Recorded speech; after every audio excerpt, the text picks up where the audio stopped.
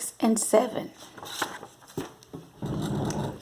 In the early morning, I knew it was early because the air was still cool and there was dampness on the boards of the raft. I heard Timothy shout, "I see an island, true!" In wild excitement, I stumbled up and fell overboard. I went under the water, yelling for him, then came up, gasping. I heard a splash and knew he was in the water, too. Something slapped up against my leg, and I thought it was Timothy. I knew how to swim, but I didn't know which way to go. So I was treading water when I heard Timothy's frightened roar, "Sharks!" and he was thrashing about near me. He grabbed my hair with one hand and used his other arm to drag me back toward the raft. I had turned on my face and was trying to hold my breath. Then I felt my body being thrown, and I was back on the boards of the raft, gasping for air. I knew that Timothy was still in the water because I could hear splashing and cursing. The raft tilted down suddenly on one side. Timothy was back aboard. Panting, he bit over me. He yelled, "Darn fool, man, I told you about the shark." I knew Timothy was in a rage. I could hear his heavy breathing and knew he was staring at me. "Shark all around us all the time," he roared. I said, "I'm sorry." Timothy said, "On this raft you crawl, young boss, you hear me?" I nodded. His voice was thick with anger, but in a moment, after he took several deep breaths, he asked, "You all right, young boss?" I guess he sat down beside me to rest. His breathing was still heavy. Finally, he said, "Man, die quick out there." We had both forgotten about the island. I said, "Timothy, you saw an island." He laughed. "Yes, the island, there 'tis." I said, "Where?" Timothy answered scornfully, "There, look, man, look."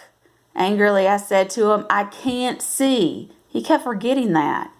His voice was low and he said, "Yes, young boss, that be true. And all this harassment with the shark I did forget." Then I felt his hands on my shoulders. He twisted them.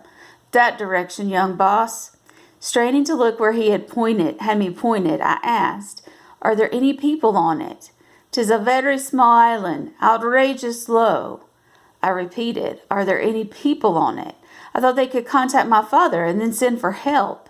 Timothy answered honestly, "No, young boss, no people. People not be living on this island that has no water." No people, no water, no food, no phones. It was not any better than the raft. In fact, it might be worse. "How far away are we?" "About 2 miles, Timothy said. "Maybe we should stay on the raft. A schooner will see us or an airplane." Timothy said positively, "No, we better off on this land, and we drifting that way. The tide be running with us." His voice was happy. He wanted to be off the sea. I was certain my father had planes and ships out looking for us. I said, "Timothy, the Navy is searching for us, I know." Timothy did not answer me. He just said, "'Tis a pretty big thing, to be sure. I see a white beach, and behind that some low sea grape bushes. Then on the hill some palm, maybe 20, 30 palm." I was sure he couldn't even see that far. I said, Timothy,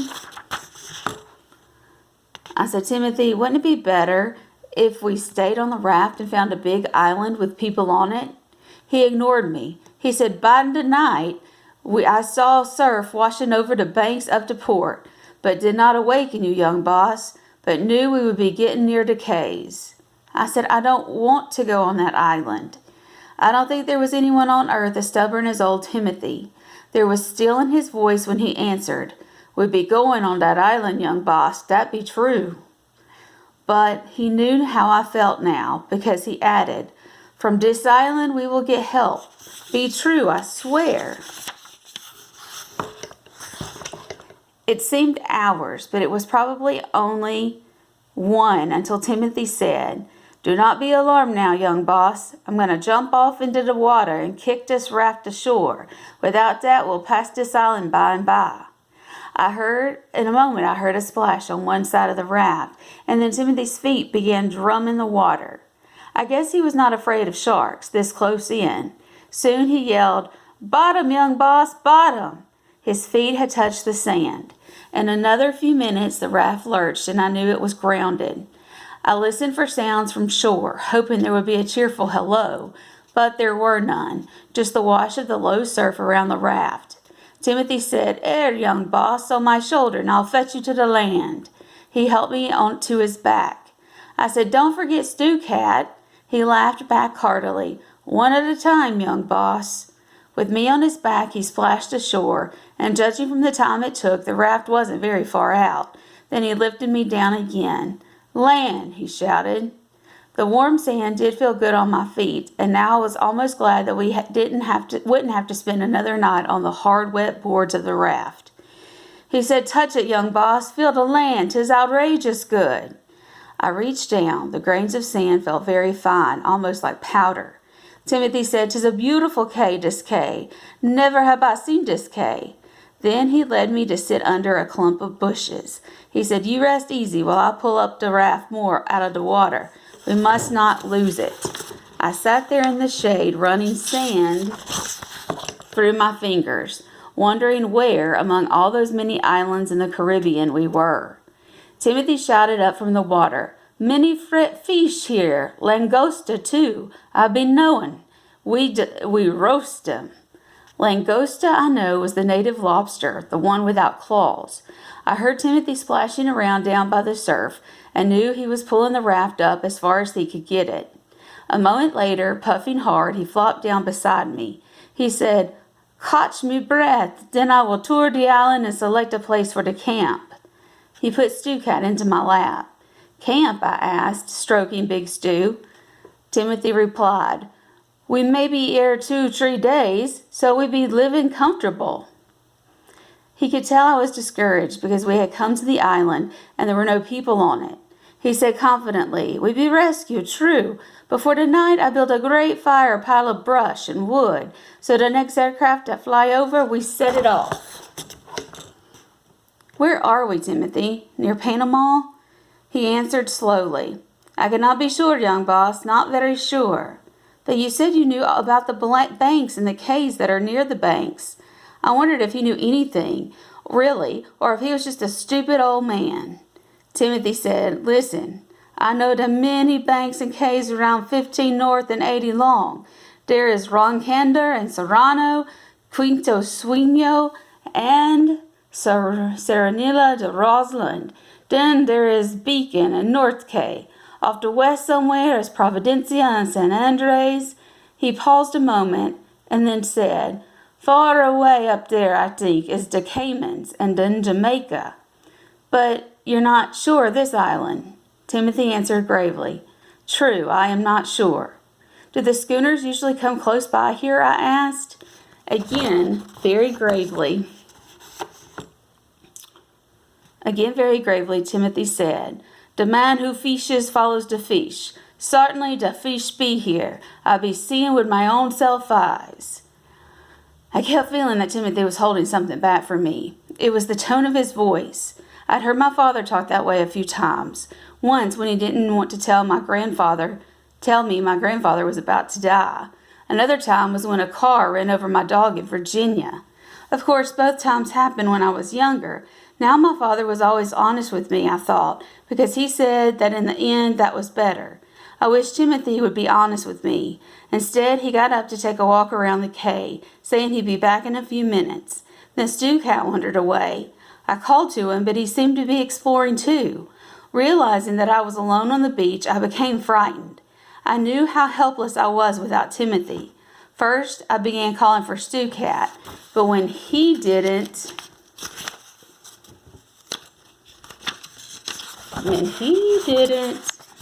return, I began shouting for Timothy. There was no answer. I wondered if he had fallen down and was hurt. I began to crawl along the beach and ran head into a clump of low-hanging brush. I sat down again, batting at some gnats that were buzzing around my face. Something brushed against my arm, and I yelled out in terror. But I heard a meow and knew it was only Stew Cat. I reached for him and held him tight until I heard brush crackling and sang out, Timothy? Yes, young boss, he called back from quite a distance. When he was closer, I said harshly, never leave me again. Don't you ever leave me again. He laughed. There's nothing to fear here. I walked around the old island and there's nothing but sea grapes, sand, and a few little lizards, and those palm tree.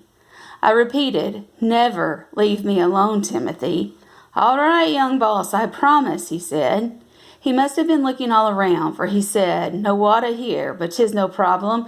We have water in the keg, and we will trap more on this first rain.